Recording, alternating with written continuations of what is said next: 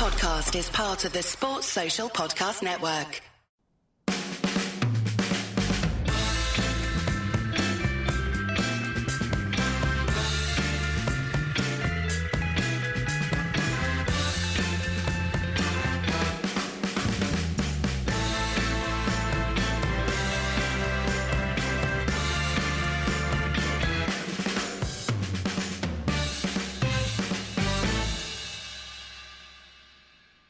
All right, Tom, how's it going? Yeah, I'm okay, thank you. I had a stag do yesterday, so well, I recorded from United's awful performance yesterday and also a stag do, so apologies for my hoarse voice. Yeah, that's all right. I hardly know what to say about how bad this United performance was, how pathetic and insipid and ill-disciplined, and sort of summed up by Ronaldo, United's talisman, most expensive player in the squad, smashing a kid's phone because he's he's contemplating life in the Europa Conference. Unbelievable. Yeah, if you don't laugh, you'll cry, won't you? I think that yesterday's performance also has been made worse by the fact it made Frank Lampard so happy. And his smug little face in that post-match press conference yesterday was just horrible. I know. It really does come to something when I was supporting Burnley in midweek. Because, there's plenty of reasons to dislike Burnley, but the thought of the mini Scouts going down and taking Lampard with them was quite delicious. Unfortunately, the results have gone the other way this weekend, so they have a nice cushion now. So, and he was smug. He's an absolute joke of a manager. Somehow he's presented as the next great hope, still after failing at Derby and Chelsea and Everton. But yeah. Anyway. Yeah, and I felt like I said a few weeks ago on the pod that I don't think we're going to get fourth. So these games felt like very nothingy games. But yesterday I was so up for it because I want Everton to go down so much, and then to put in that performance, it made it even worse. If it could get any worse, it felt even worse yesterday just because it was Everton and Lampard. Yeah, that's right. Well, I suppose with the game itself, it's disgusting having to think about it. But United weren't that bad for 20 minutes or so. I thought Pickford made a couple of saves, didn't he? And in control of the ball. Had lots of possession in the game. It just didn't really do much with it. But the first 20 minutes was all right. Yeah, and it's such a shame that either one of those Rashford attempts just didn't go in, especially the header. Pickford made two really good saves, I would say. Maybe ones that you'd expect, maybe the second one, maybe not so much expected, but it's just been so great for his confidence just to get an early goal like that, and maybe United's confidence as well. But you just knew that sustained performance that we kind of put in for the first 15-20 minutes wasn't going to continue because we've not seen it all season. We've played in little bursts and it just got so bad after that, so bad. Yeah, really. And just shocking on every level. Shocking in terms of the intensity, actually no shock because we've seen this a lot, haven't we? Saw against Leicester last week. These players on Rangnick's pressing system lasted 3 or 4 games. That's about it, I think. And then they just won't do it, and I think he's given up on that, and they're now basically returned to the Ollie Ball method of playing. But it feels like they're on the beach, and I can almost absolve younger players. But the senior pros, Ronaldo, Bruno, Maguire, Pogba came on after 25 minutes or something. It's hard to forgive any of them for their performances for different reasons, but Ronaldo he was just tactically so ill-disciplined. He's all over the place, coming deep into Bruno's zone. Bruno has to go deeper to get out of his zone. By the end of the game, Maguire was at number 10 thinking he's Lionel Messi pinging balls around. I just can't believe that. I know that Ragnick's a technocrat, right? So he's done detailed analysis and he will have shown the videos of them doing this and they still do it. And even with Ronaldo at the end, when we've kind of just resorted to pinging balls in the box, like you say, Maguire's kind of almost up top at this point. Ronaldo still going wide. It's like, what are you doing? Yeah. Like, surely if we're just going to be whipping balls into the box, you're one of the players that is going to be needed there. There's no point of you sitting out on the left wing just to get the ball, because, no offence, mate, but you're not good enough to actually beat a player anymore. You've not got that burst of pace that you used to have. Right. So even if you do get the ball in a wide position, you're not going to do a little shimmy and put a great ball in, because you barely ever do that anymore. Like, and yeah, it feels just to me like I don't know what the point of Rangnick is anymore. Like, if he's not, what is the? And I don't know, you're surely not going to just sack him with 7 games to go or just get rid of him, because what's the point in that either? But he's just sitting there, and like, the players clearly aren't taking it in his instructions. He feels that maybe they're not smart enough, or they're just not willing enough to take up his instructions. So he's reverted back to this Ollie ball, as you say, kind of style of play. So what's the point of him? He's not a massive motivator. He's never been known as like a motivator. Right. He's not particularly inspiring in his post-match press conferences. Like, I don't see what he's even bringing in any respect anymore. Like, I like, listeners to the show would know how excited I was a little bit about Rangnick. I had my trepidations. I didn't think he was a very good fit at all for this United team, but I respect Rangnick a lot.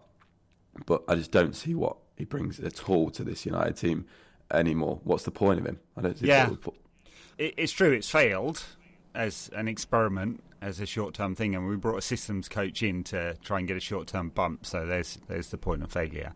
And then it seems that the thing we're all excited about, that Rangnick, the club builder, the director of football, the man who knows how to turn something or nothing into something, or build, has been sidelined. He's had nothing to do with the recruitment process. Maybe he's had, I don't know, maybe he's had a view on that, and I don't know if he knows Erik Ten Hag at all, if that's the man that's going to come in.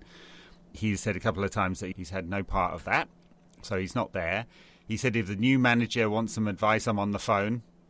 Well, so it's a deep consultancy that he's going to be bringing then. It just seems like he's been pushed out completely, and that his role as a longer-term consultant to United, the thing that we thought, wow, they're actually making a smart decision for once, was contingent on his performance as an interim manager. These things don't align for me, and it just shows that there's still no strategic vision at the top of the club, right? They still don't know what they're doing. Because what? Surprise, surprise, you've got Richard Arnold, CEO, who's never done that job before. John Murtagh, who's been a technical director on the youth side of things for most of his career, never been a director of football, doesn't know what he's doing, I imagine. I'm sorry, John. Maybe you do, but it's first time in that role. And Darren Fletcher, ex-player, partway through his coaching badges, now technical director, never done that job before. May turn out to be a great technical director. Appears to be a part-time coach putting out the cones at the moment. So it's all a mess.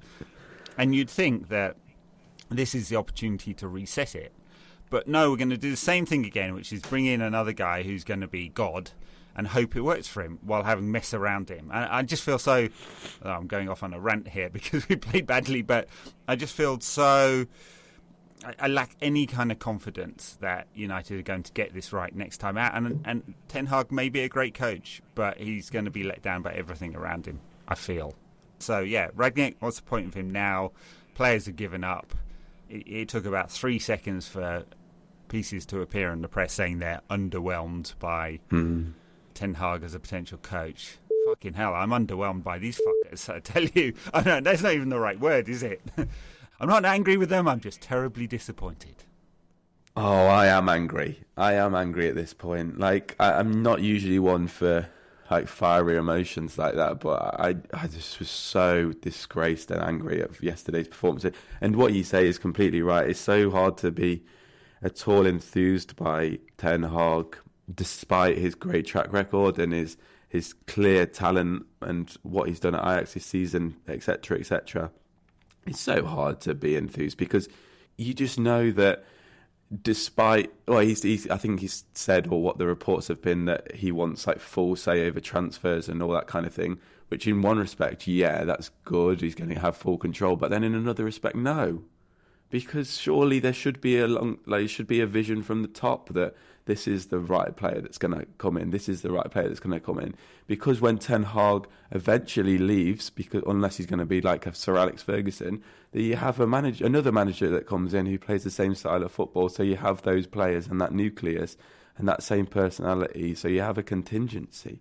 Yeah, that's the proper way that football clubs should be run. You shouldn't just hand over the 100% responsibility to each manager that comes in, and then that manager doesn't work out, and then you get a completely different manager with a new philosophy, a new personality, and then you just give him full control. And yeah, unless Ten Hag is the next Klopp or the next Guardiola who can bend the club to their will, then he's going to be let down by those around him. And what's to say he is? There is no form to say he is. Like, potentially could be.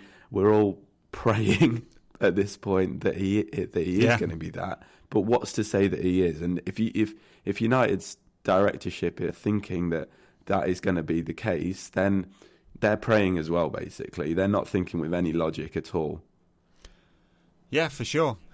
And I mean, there were other reports this week about. Obviously, we know that 4 players are going for sure: Cavani, Pogba, Lingard, Juan Mata. I don't know whether he counts, but he came on yesterday. Oh, yeah, I know, yeah. So they're going for sure. And then presumably at least some of Henson, Bailly, Jones, who are on mega contracts and playing absolutely no part of the squad, also need to go. And then there'll be a question over Ronaldo because he'll be earning £30 million a year to play in the Europa Conference. It's just if we get that far, yeah. Hopefully we don't, but I don't think we will. There's a lot of work to be done. So Murto is going to earn his coin or not this summer. We're going to find out quite quickly whether he's up to that part of the job. And it's just a massive, massive rebuilding job. And we are as low as Liverpool were before Klopp came in. And in order to rebuild, we will need almost 100% success in transfer dealings for the next few windows. And Rangnick has, I think, has suggested something like 3 windows. But you'd have to believe that we'd get it all right. And given how many of these players that are on the pitch have been signed in the last 5 years or so, you can't possibly believe that we're going to get it right. You can't. I mean, there's just zero evidence. And so many of the players. So Wan-Bissaka, absolute mess yesterday. Maguire thumping balls out of play. Switched back to the left side of the defence after being on the right for the previous game against Leicester. I don't know what they're thinking there. He could at least pass the ball when he's on the right-hand side. Alex Telles came in. He's an absolute waste of oxygen, honestly, as a player. The only thing he can do is hit a corner. Because Luke Shaw's managed to get himself... Well, he's had screws removed from his broken leg, hasn't he? So just so much money wasted there. Just unbelievable amounts. And like last time I looked at the accounts, United owed something like 170 or 180 million in transfer receipts. Now, that's a year out of date, but our FFP position isn't even in a place where United can go and spend 200 million this summer. Not that they would, but even theoretically. Sorry, I'm being too analytical, but it just feels like doom all over, and I don't see the path out. It does. Like, you look at the team that finished the game. Well, I guess all the players that participated yesterday. How many players in an ideal world? How many of those would you really want to keep in an ideal world next season? Yeah. There's not many. No. Like Rashford on his top form, of course. Like we haven't Sancho, seen that for 18 months, though. Well, exactly, yeah. If that's ever going to come back. Sancho, times has got better, but like again, not great again yesterday. Had a stinker yesterday and against Leicester after a month of being good. Yeah, I know, and that's a shame. After England duty, I guess maybe that's kicked his confidence or something. I don't know. You'd have hoped that the break would have done him good, just being around the United team, but maybe not. And De Gea, and we've talked about De Gea's limitations, but yeah, I think you've got to keep him at this point. And no, we spoke about Luke Shaw's interview about the England team last time I was on the pod about him. He was quite fiery and honest, and De Gea is very much like that when he comes out. And I really liked his post-match press conference, to be honest, because he said, as kind of the right always say about in politics. Like, he said exactly how I was feeling, and like, he just didn't bite his tongue at all. And it's easy for a goalkeeper to do that, I guess, because you're not the one who is involved in a lot of the game. You kind of are watching, and maybe in a way, as a goalkeeper, it's actually not easy to say. Like, it is in one respect because you're not actually there, but in another respect, maybe it isn't easy to say that because you maybe feel like you're throwing your teammates under the bus because you're kind of absolving yourself of blame because, I was just watching it. But he was completely right. And I think in my head, I'd probably make him captain next season. Like, I don't feel anyone is better suited for that role. Like, Bruno in an ideal world, but he whinges way too much for me. He's too much of a negative influence. And Ronaldo, no way. No, if he continues next season, surely that can't happen. They have to get him out of the club. I dislike the fella from a moral perspective anyway, but just on the pitch and his impact on the budget and his demeanour. I mean, a petulant bollocks of smashing a kid's phone yesterday. I mean, I saw some takes on the internet that was like, "Oh, we need this kind of passion." That's not passion. Oh, give me a break. I know. De Gea has limitations with the ball at his feet and anything that's in the air. So, which in the modern day keeping is quite a limitation. You watch the Liverpool City game today, and Ederson and Alisson are an 11th outfield player, both of them. Alisson especially is just as good as anyone passing the ball in that team. And so De Gea is definitely limited, but I just, of all the things that need to get fixed, that one can wait a year. Exactly, because you know that his shopping, well, I say he obviously had an off season last season, but for the majority of his time at United, and especially this season, his shot stopping is unbelievable. He's one of the best shot stoppers I've ever seen. So if that is his problem, like, it's so far down the list of problems, and you get 2 more years out of De Gea as the team gets better, and then you move him on. That will be the ideal scenario because there's so many different players and so many different things wrong with this United team at the moment. I know, they have to be fixed before that one. Although that may need to be fixed. And Bruno, I think he's at the top of all the attacking metrics. Of course he is, and he's central to United's creativity, although there was hardly any of that yesterday, and that was the big problem. 60-odd% possession, nothing created at all, really, in terms of good quality opportunities. But he does the thing that he shouldn't do, which is try to be in every part of the pitch. Now, I do think some of that's provoked by Ronaldo coming deep all the time and getting into his zone, but when things aren't going right, he tries to be the hero, and there is no patience or discipline there with him. And that is the trade-off. Of course, he creates a lot as a result of, it's not just a risk-taking, but they're like, hey, sometimes we just need you to control this game for us.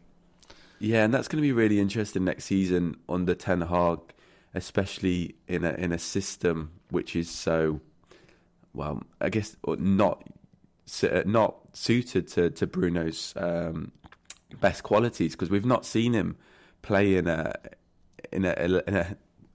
side that isn't chaotic. And I think that's one of the reasons why he has thrived at United so much, because he is a chaotic player and he works better in a chaotic side.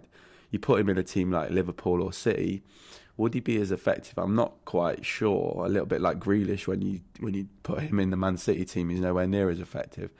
That's going to be interesting to see if he can, because obviously at the moment I'm just theorising. I'm just going off what he was like at Sporting and what he's like for Portugal and what he's been like at United.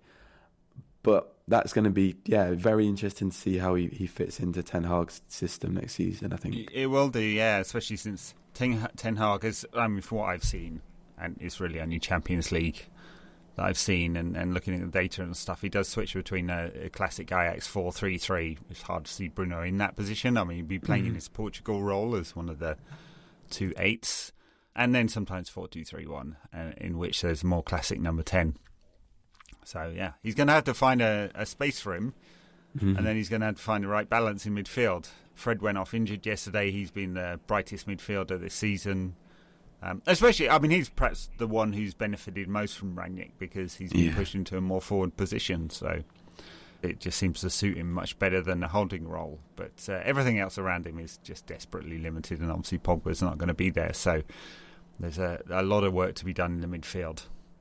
Yeah, like stability more than anything, because like you say, Fred has come on a lot on the Rangnick, but again, he's chaos. He's just such a chaotic footballer. Sometimes in a lot of positive ways. In the same way, Bruno's chaotic in positive ways, but in a system, it's going to be interesting. Especially, can those two play together in a system which I guess focuses on control, and we just lack so much control in midfield, as we've talked about over and over again. So, I mean, I'm thinking things to say about this game. There's nothing else. I've even forgotten the goal. Anthony Gordon scored the goal after 20-odd minutes, yeah. And it hit Maguire. Like, the man is going through the worst time in the world. Like, it's all funny and stuff to poke at him, but like that, and then that just happens. Like, it's just typical. It couldn't really happen to anyone else. Not at fault, but it's just so unfortunate. Yeah, there was more in the second half than the first in terms of like pushing, and especially right at the end of the game. But still weren't really creating much. I mean, Pickford had made a couple of good saves early on. Did he make anything in the second half? I'm trying to think if there was a really that good chance. Pogba shot. When he kind of just saved it to his right, it was relatively routine save. And then there was the one from, I can't remember who had the shot, but it got deflected in front of Pickford and he just saved it. And again, a kind of one that you'd expect him to make. But yeah, I think they were the only two I can think of.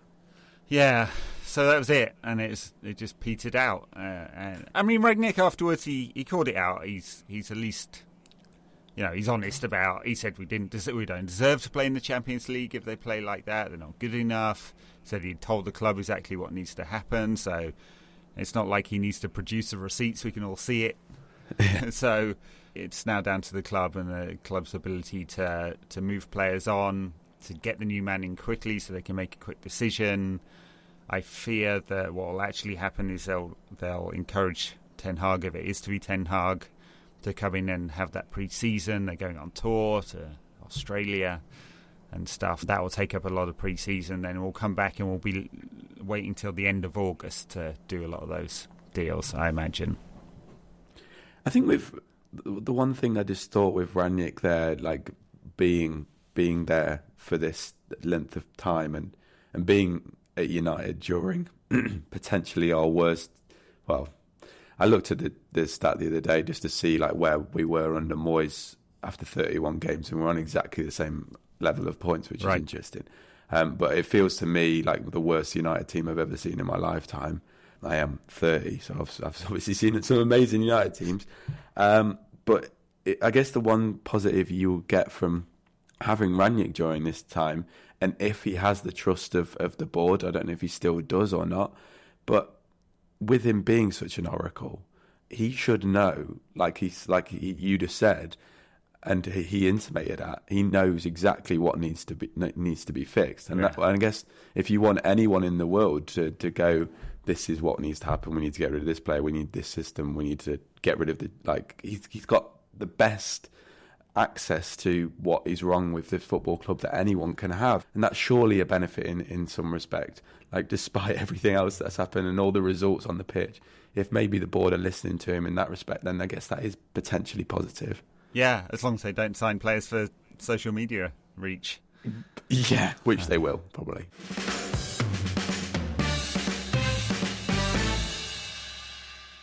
Ajax won yesterday. They're 4 points ahead.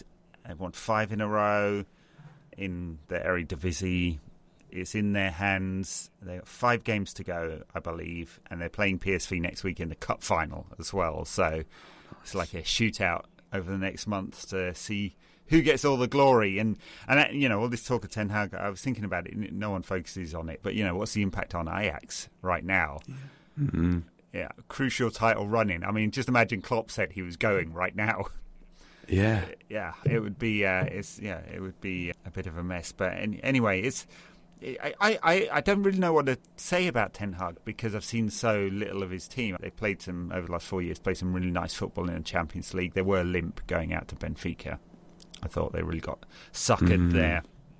He's not a young up-and-coming manager. He's been around the block a long time, but he's been around the block at kind of lower-level clubs.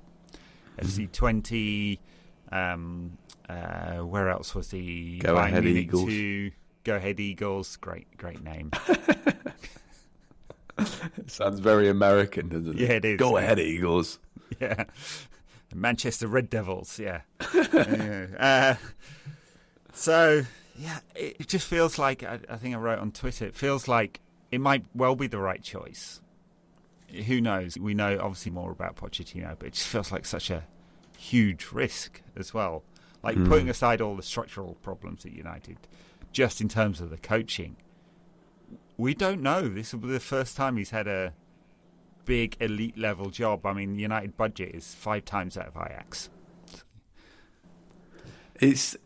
Yeah, because with like a lot of managers, say like Klopp or Tuchel or Guardiola and Conte and stuff, when they come to England, I usually have a very good idea of what they're like as a manager because I watch their league that they play in. I see them in the Champions League. Whereas with Ajax, I don't really watch Eredivisie. I've seen them in the Champions League a little bit, but also the fact that he's winning the league with Ajax feels very much like winning the league with Celtic or Rangers. You are supposed to win the league. If you don't win the league, it's classed as a failure. So it's hard. It's really, really hard to just judge a manager based on that. Like he's playing in a pool with so many lesser players, and you have such. It's like managing Porto or Benfica in Portugal is really similar. Like you don't judge someone based on that. Like AVB, when he was touted to be the best thing ever after his time at Porto, and he came to Chelsea and looked massively out of his depth. Like, is this going to happen here? I hope not, obviously, but I guess that's the real unknown about this, because it is such a jump to Man United from Ajax. And what really interested me was the reaction on Twitter and social media. I know that's not representative of the true fan base. Maybe it is as a worldwide thing. Like, it's probably not representative of the match going fans. Yeah. But the social media user, especially in United's case, has a lot of sway these days. And what interested me, seems to be the case, is that very much on the side of Ten Hag.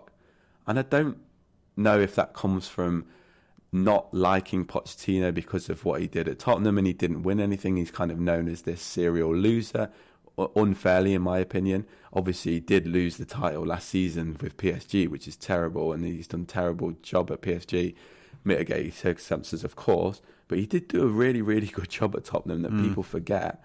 And I don't know if it's just because of that, but surely it's not because of his job. It's because of Ten Hag's time at Ajax that people are so happy about. Because how many of these people watch Eredivisie? None. Maybe they do.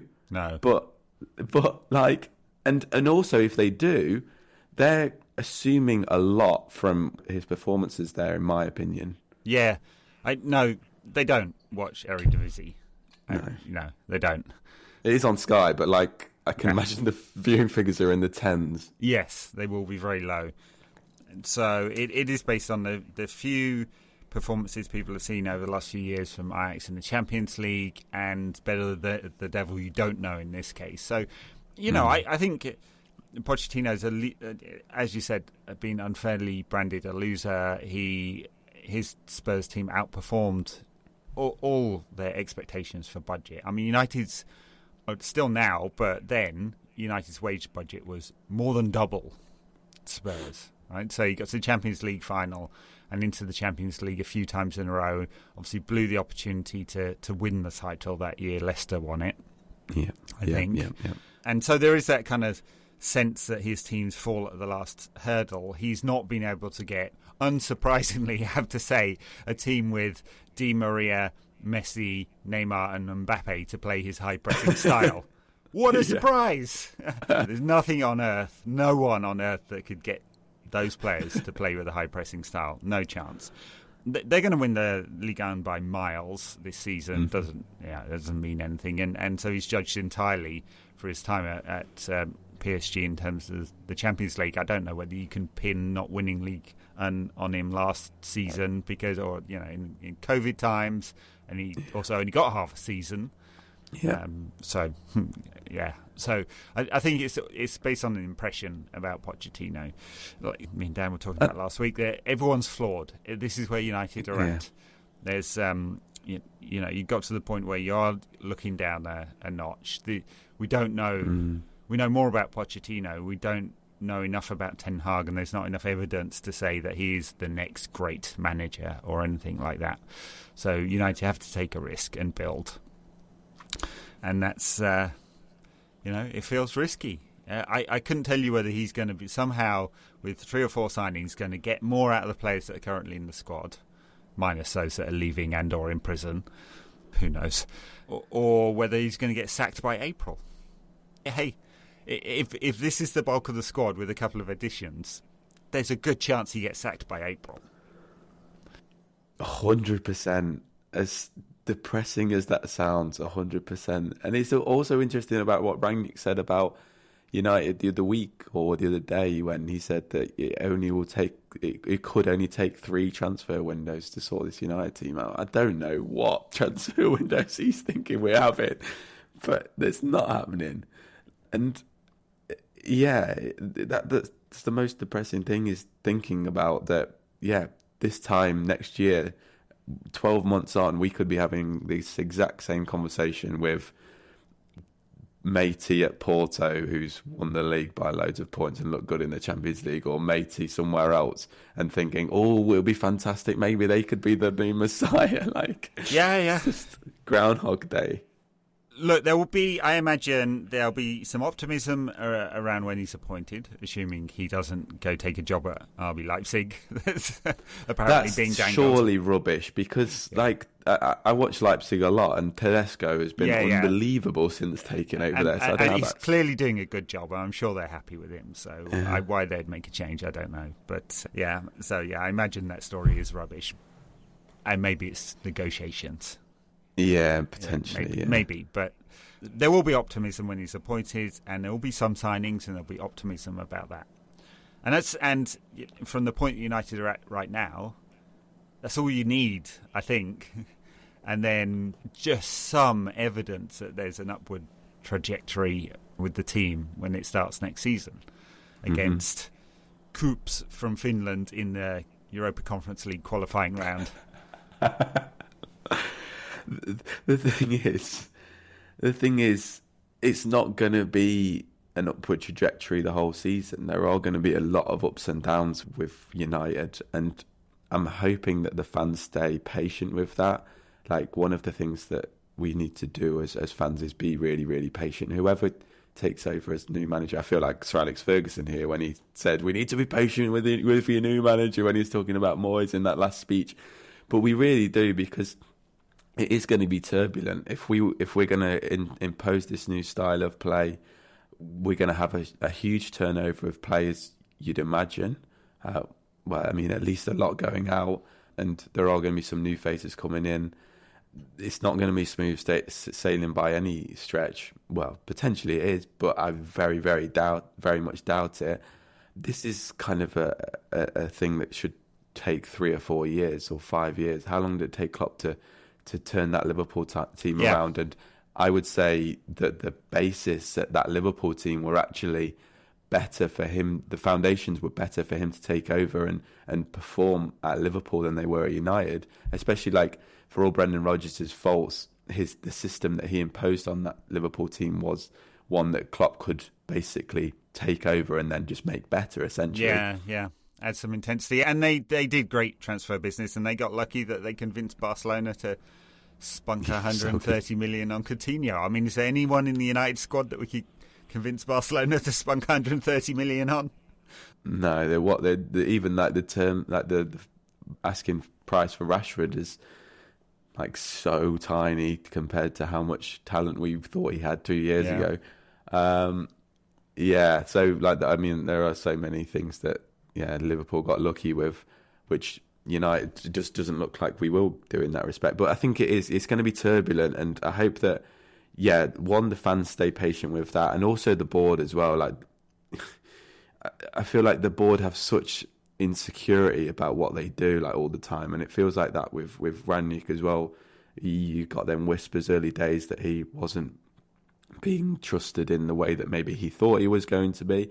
And you think maybe like 4 or 5 months into next season, if things start going badly, like, are there going to be whispers from the board, like, about potentially getting rid of him and all that kind of thing? You've got to, whoever you bring in, you've got to have the mentality that this guy's going to be there for 3 or 4 years and will give him everything he needs to achieve, because there's no point doing it otherwise. There's no point going half-assed, because you just get, like we say, we'll be in the same position 12 months on, and we'll be having the same conversation again. Yeah, and that's where my optimism fails me, because I'm not sure that whoever comes in will be given the right tools to get the job done. We're always a player short, or 2 or 3, or in this case about 8. I struggle to see how we will catch up. And we talked about City, Liverpool a bit there. They just seem to get it right all the time. The big risk with them was one of the front 3 got injured or wanted to leave, and they've brought in Jota and Diaz, who just absolutely perfectly slotted into the team and have made the team better. And seemingly were there forever. And it just, like, how's that possible? But it was. Yeah. And they didn't even spend that much money on either of them. I mean, the 2 of them combined cost less than Harry Maguire. For fuck's sake. Don't. Oh, my God. It's so true. Like, you look at Diaz, you just hope that when someone like that signs that he's just going to be an absolute flop. And then 3 games in, he already looks like he's been there for like 10 years. And he's scoring like super important goals, and he's fitting like a glove. I just don't understand it. Like, how can we be so bad in in comparison, man? What alchemy is this? Buy a player and he works. Yeah, Unbelievable.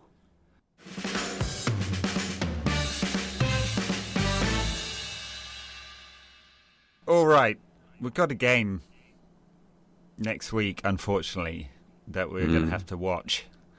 So, against Norwich, who informed Norwich beat Burnley today. They won, didn't they? They won today. Yeah. How's that going to go then? Someone said to me when I was watching the game yesterday, they said there is, like, when they were looking at the bottom half of the table, I don't fancy ourselves against any team there before the rest of the season. I was like, Norwich, I'd fancy us against Norwich. I think we'll beat them. And seeing them win today 2-0, man, surely we can't. But they're actually got something to play for, and they actually look like they actually want to go out there and play football and actually battle for the shirt and the fans. We do not. I'd rather play them in 4 games or something when they're down, but they think they've got a sniff. I mean, they probably haven't really. They've played a game more than Everton. There's a 7-point gap, but you never know if Norwich go and win 7 games in a row now.